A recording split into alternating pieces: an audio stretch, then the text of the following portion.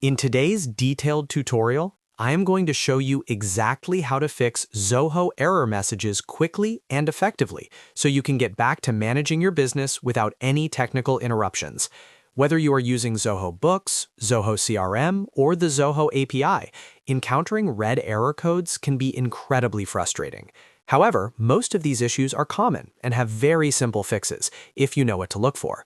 In this video, we will break down authentication errors, data commission issues, and system-wide hiccups.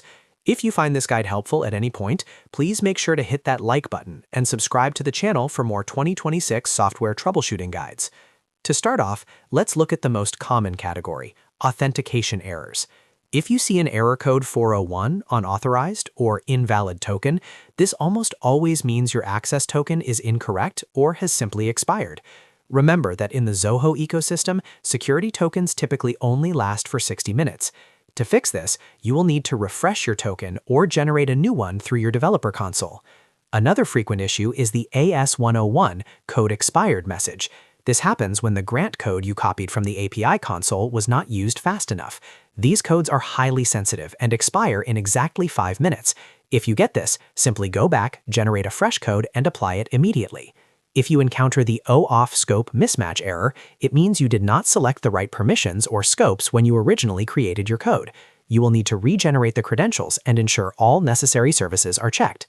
Moving on to data and connection errors, a very common one in Zoho Books is the 57 unauthorized error. This usually indicates that you are either missing your specific organization ID in the URL structure or you are trying to connect to the wrong regional data center, such as using US credentials on an Indian server. Double-check your organization settings to confirm the ID and your server region. If you see error 1002, record does not exist, it means the specific ID number you entered for a contact, invoice, or deal is mistyped, or that the record was previously deleted from the system. Always verify the record ID before running your search or update. Finally, let's discuss system errors. If you receive a 429 too many requests message, you have reached your API limit for the day or you are clicking buttons too rapidly. The easiest fix here is to wait 1 minute and try again to let the rate limit reset.